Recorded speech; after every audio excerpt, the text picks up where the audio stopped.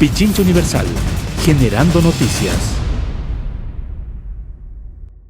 Con nosotros Pablo Iturralde Ruiz, director del Centro de Derechos Económicos y Sociales. Una comitiva del Fondo Monetario Internacional se encuentra en Ecuador para realizar la segunda revisión trimestral del acuerdo suscrito en marzo.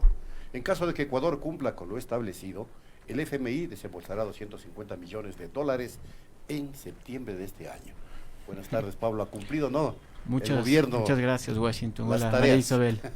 Qué gusto. A ver. Pues, ¿qué podemos decir? Ha cumplido muy bien las tareas para el Fondo Monetario.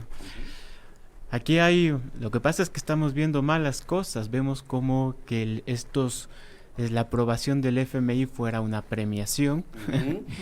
Y en realidad estamos frente a una terrible sanción.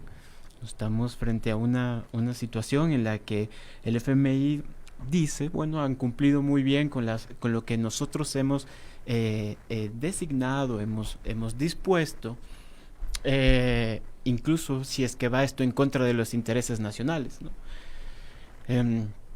Yo quiero decir que, o sea, es evidente, si uno primero crea condiciones para hacer necesario un crédito, ¿no? Que crea déficit fiscal y de repente dice, bueno, necesitamos un ajuste. Ese ajuste lo que genera es falta de crecimiento económico, por lo tanto menor capacidad de recaudación. Otra vez entramos en una situación donde el Estado está sin financiamiento, y por lo tanto necesitamos un nuevo ajuste y nueva deuda. Y este es un ciclo vicioso del que tenemos que salir. Hay que buscar alguna forma de salir. Ahí está lo que ha pasado en Grecia. Grecia ya tiene 3 recesiones muy agudas, 3 crisis muy agudas desde que desde que ha implementado este ajuste estructural, estoy diciendo, con el Fondo Monetario Internacional. Así es, su PIB se contrajo 25%, la deuda alcanza el 180% del PIB. Bueno, y Argentina, para no ir muy lejos, y con el resultado de las primarias ahora mismo el domingo. Así es. Entonces, estamos todavía a tiempo para poder enderezar el timón. Que el Fondo Monetario venga y que diga que estamos haciendo bien la tarea es sumamente peligroso para nosotros. Ahora, el tema es que ha entregado 1.000 millones de los 4.000 millones que ofreció, y quiere decir que hay que cumplir una serie de imposiciones más, como aumento de impuestos, reducción de subsidios, venta de activos del Estado, y bueno, y un montón de cosas más. Si seguimos haciendo los deberes como estamos haciendo los deberes, ¿qué nos va a pasar? El tema de la seguridad social, que el tema de la seguridad social está pendiente, ¿cierto? A mí me sorprende que he escuchado a algunos analistas y a los propios representantes de las cámaras empresariales que plantean que la velocidad de las reformas es muy lenta todavía. Ellos esperarían acelerar las reformas, las contrarreformas tributarias y las contrarreformas laborales. Bueno, tú preguntabas que qué es lo que pasaría. Pues es que es muy evidente, si es que es una fantasía. Nos han vendido 2 fantasías. La primera fantasía es que la flexibilización laboral va a generar mayor empleo. Esto no va a suceder, porque además si la economía se estanca, lo que hay que esperar es mayor desempleo, así de simple. Y la segunda fantasía es que la apertura comercial, así a lo bruto, digamos, ¿sí?, va a generar mayor inversión extranjera. Eso también es falso. Primero porque aquí, en países como los nuestros, la inversión extranjera no llega por este tipo de motivaciones. Y al contrario, lo que estamos generando es mayor vulnerabilidad para los sectores industriales y para los sectores productivos que tienen competencia con grandes transnacionales extranjeras, e incluso las propias de acá. Se dice poco de este vínculo entre libre comercio y el FMI, pero es parte del mismo plan. Lo que nos dicen es, bueno, ellos saben que las medidas que están implementando son recesivas y dan como respuesta, bueno, vamos a traer inversión extranjera y vamos a flexibilizar el trabajo y con eso lo resolvemos. No va a suceder. Tenemos que esperarnos un mayor incremento más bien del subempleo y un decrecimiento del empleo adecuado. Una última pregunta en esta primera parte. Todo esto envuelto en un incremento del riesgo país. De acuerdo a un cuadro mundial del riesgo país, primero está Venezuela, segundo Argentina y tercero Ecuador. Y también envuelto en una suerte de desajuste del sistema financiero cuando una entidad financiera, como es el Banco del Pichincha, ayer y hoy provoca una suerte de crisis de atención a sus clientes sin explicación alguna y sin que haya reacción lógica de parte de las autoridades pertinentes. Con eso termino mi intervención el día de hoy. Y ahí yo respondo, nos vamos a un corte. No, sigue, por favor. Bueno, lo que pasa es que el riesgo país lo que mide es las buenas condiciones para los mercados financieros, pero lo que le va, no siempre lo que es bueno para el mercado financiero está bien para la población. Bueno, ahí están las elecciones con Argentina. El voto popular escogió ir por otra ruta, otra ruta económica, porque se sentían perjudicados, y lo que hacen los mercados financieros es castigar el voto popular, ¿no? Y llama la atención muchísimo, porque en cambio cuando el presidente Bolsonaro estaba haciendo subía a la presidencia, ¿no? Asumía la presidencia, perdón. En cambio el riesgo país bajó y los mercados financieros reaccionaron de otra manera, ¿no? Y sabemos todos quién es Bolsonaro, sabemos las aptitudes antidemocráticas del gobierno. Entonces, los mercados financieros, finalmente, igual que el riesgo país, igual que los valores de los bonos, no necesariamente representan bienestar para la población. Y creo que eso de igual forma tendríamos que verlo acá. Ahora aquí la cuestión en nuestro país es que, a pesar de que estamos cumpliendo la tarea, ¿no? El riesgo país sigue elevado. Y uno se pregunta por qué, ¿no? ¿Qué es lo que está sucediendo? Y bueno, miren, aquí ahí está la paradoja, justamente. Sí. Y por eso es bueno disputar sentido desde el punto de vista contrahegemónico, si se quiere, porque hay un carácter muy impositivo de una versión sobre la economía que se hace carne en la opinión pública desde los medios de comunicación más importantes, pero que no tienen estas posibilidades de resistencia como en estos medios que diversifican más las voces. Y desde esa posibilidad del otro relato que siempre solemos decir, hay que ir más allá de lo que nos dicen las noticias. Si las noticias nos dicen que hay un plan de prosperidad en franca implementación que va a traer las inversiones que ya se iban más allá de los 16,000 millones de dólares, 20,000 millones de dólares, pero que al final no llegan, ¿qué es lo que está pasando? Conversaba fuera de micrófono con Diego Borja sobre lo que la crisis mundial del 2008, del propio sistema capitalista, la burbuja inmobiliaria y demás, provocó en la economía ecuatoriana, que era más o menos un 1% de decrecimiento, 0,1%, no 1%, 0,1% de crecimiento, pero este año en cambio vamos a cerrar con menos 0,02%. Entonces, ¿qué se está haciendo mal? A nivel del país. Del país. En cuanto a la estrategia económica, porque lo que nos dicen, como insisto, es estamos en un plan de prosperidad, de ajuste, que nos alegramos porque nos felicita el Fondo Monetario Internacional porque estamos haciendo bien las cosas, pero no se siente a nivel ni de crecimiento ni de por lo menos proyección de crecimiento. Bueno, hemos parado la inversión pública, ¿sí? Y la inversión pública, se ha subestimado muchísimo el poder de la inversión pública para generar crecimiento económico y empleo. Y además estamos concibiendo mal las cosas, mejor dicho, el gobierno concibe mal las cosas. Se ha metido en toda esta forma de pensar que ven al gasto público como el causante de todos los males, ¿no? Esto me parece a mí que es una postura dogmática. El gasto público puede ser bueno o malo dependiendo de las circunstancias, y en un contexto como el nuestro, ¿sí?, renunciar y cortar el gasto público de esa manera es, por decirlo menos, irresponsable. Lo otro que les hace pensar o concebir mal las cosas es que sí, efectivamente la economía ecuatoriana tiene problemas, ¿sí? Tiene problemas con su sector externo. Tenemos una cantidad de importaciones elevada, ¿sí? Y nuestras exportaciones no crecen al mismo ritmo que las importaciones. Pero existe política pública para corregir esto, ¿no? Sin embargo, se renunció a regular el sector externo Y lo que se pretende es ajustar las importaciones golpeando el consumo de la población. Y para golpear el consumo de la población, o sea, que la población no importe mucho para corregir nuestra balanza comercial. ¿Y cómo vamos a hacer esto? Vamos a golpear sus salarios, vamos a generar desempleo, vamos a reducir el gasto público, ¿sí?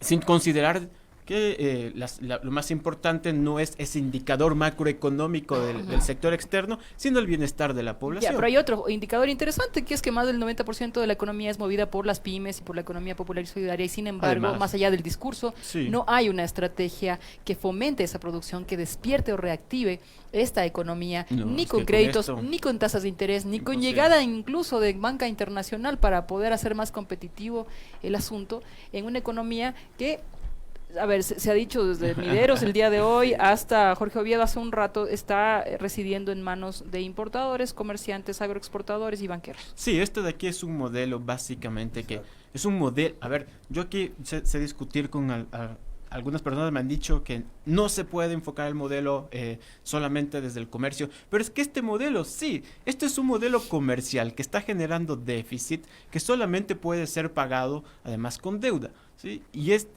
por eso ¿qué es lo que, a ver, qué es lo que se pretende? Se pretende disminuir importaciones ajustando el consumo interno. Se pretende, en cambio, hacer que los exportadores, los agroexportadores, ganen competitividad otra vez golpeando las rentas internas, principalmente el salario, ¿sí? Es un modelo comercial que genera déficit, que además permite la fuga de capitales, que solamente puede sostenerse mediante más deuda. Y así va a seguir el ciclo, ¿no? Allí están. Ahí está. Allí están las inconsistencias y mientras tanto lo que se posiciona es que todo está de maravilla. ¿Cómo ve usted, Pablo, el tema de este nuevo año base que han determinado desde el Banco Central para dejar de emitir información sobre los indicadores económicos durante 3 años para hacer estos recálculos de indicadores? Bueno, para mí sería un error tomar una decisión así. Afortunadamente se han echado para atrás. Yo no sé si es que la ¿Sí? noticia es sí. Bueno, no la conocemos. Se han echado ¿Ya no? para atrás. Yo tenía por lo menos esa idea. Yo creo que Vamos a lo leí ver. hoy día mismo, sí. Pero esto es, a ver, efectivamente, hay que, a ver, en primer lugar, no se puede suspender la publicación de cifras por tanto tiempo. 3 años. 3 ¿Te años, imaginas? no se puede. ¿Sí? En segundo lugar, sí, cierto es que es momento de cambiar el año base porque ha pasado un tiempo ya prudente, pero hay que elegir un año base que tenga cifras, que tenga precios más o menos estables, ¿sí? Y no es el caso en este momento. En tercer lugar, dadas las condiciones políticas, incluso por el propio Fondo Monetario Internacional, ellos dicen que han recibido las recomendaciones del FMI, la CEPAL y el Banco Central de Chile para realizar este cambio. Pero yo dudo que el Fondo Monetario Internacional le interese un cambio de año base en este momento, porque esto golpea la capacidad institucional para mostrar cifras. ¿Qué es lo que van a hacer? ¿Qué le van a hacer? Le van a Cifras mostrar reales. al Fondo Monetario Internacional las cifras trimestrales. No, ellos tienen que mostrar las cifras anuales, así ellos pueden evidenciar las metas, ¿no? Ya, no tengo información sobre este tema, pero en todo caso el propio Bueno, hecho de... esperemos que sea así, porque si no... Sí, ojalá que sí, pero Ujú. dejar de mostrar o publicar la cifra anual del PIB, Ujú. ¿cuáles serían las consecuencias? A ver, aquí también hay otro tema. Uno no se explica por qué, porque además la suma de los trimestres debería darte la cifra anual, ¿no? Pero básicamente esto golpea la transparencia, incrementa el riesgo país nuevamente, ¿Otra vez? ¿sí? Yo a veces ya pienso mal y digo que no será que los acreedores de los bonos del Estado están interesados en no mostrar las cifras para aumentar un poquito más así sus rendimientos, ¿no? Uno ya no se explica tanto absurdo, ¿no? Y está lleno de absurdos el manejo económico. Inclusive en la paradoja de decir que se está avanzando en un plan prosperidad. Yo quiero insistir en esa pregunta. ¿Qué es lo que piensa el gobierno para mandar semejante mensaje, porque, bueno, no somos tontos, pues los ecuatorianos, a lo mejor no sabemos mucho de economía, hablo del pueblo en general, pero ¿cómo se nos dice plan prosperidad? Cuando vemos que los indicadores, en efecto, muestran todo lo contrario. Pablo. Bueno, es como George Orwell decía, el doble hablar, ¿no? Donde para poder posicionar, objetivos sociales difíciles, uno dice cosas contradictorias. Entonces, cuando Estados Unidos invade Irak, le llama el plan por la paz, ¿no? Así, pues. Así se llamaba, ¿no? Y en este caso es igual. Nos dicen que van a contraer la economía, que saben que el desempleo se puede incrementar, o que el nivel de empleo se va a estancar, etcétera, y le llaman plan prosperidad, porque supuestamente a largo plazo esto la economía debería de comportarse de otra manera, pero no existe. O sea, dentro del debate público, del debate académico, se ha demostrado que esto no pasa, claro, ¿no? Y bueno, y tenemos ejemplos, y vuelvo a repetir el ejemplo de Grecia, que está en este momento en el peor de los mundos posibles, ¿sí? Creo que debería ser para nosotros el ejemplo contundente de que debemos de hacer algo, que estamos a tiempo todavía.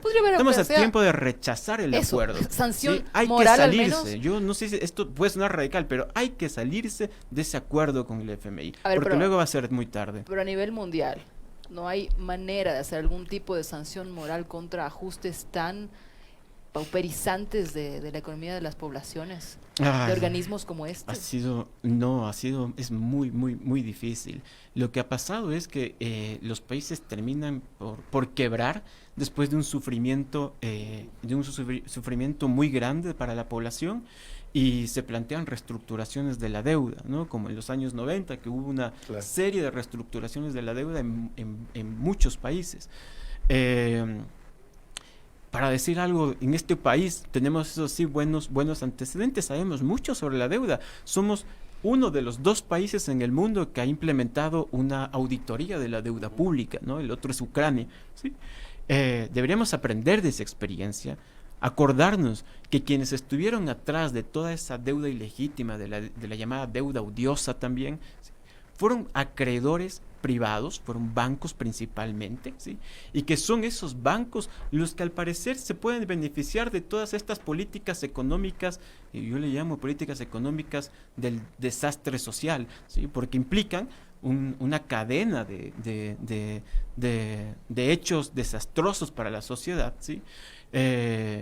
Que empiezan, digamos, desde el daño de la economía, pero le generan desempleo. La gente que no tiene empleo deja de acceder a derechos como el acceso a la salud, el acceso a la educación, pero además el eslabón de los trabajadores, de los quienes tienen la capacidad de trabajar, que ya es vulnerable, tiene además otros eslabones sociales atrás todavía más vulnerables. Estoy pensando, ¿qué es lo que va a pasar con el trabajo infantil? ¿Qué es lo que va a pasar con formas de explotación laboral muchísimas más precarias, como las formas contemporáneas de esclavitud? ¿Sí? Que en este caso estamos escuchando algo importantísimo, ¿sí?, sobre el caso Furukawa. Y bueno, creo que ya se acabó el tiempo. Lamentablemente. Gracias, Pablo. Estuvo Gracias con nosotros Pablo Iturralde Ruiz, director del Centro de Derechos Económicos y Sociales. Pichincha Universal. Aquí se escuchan bien las noticias.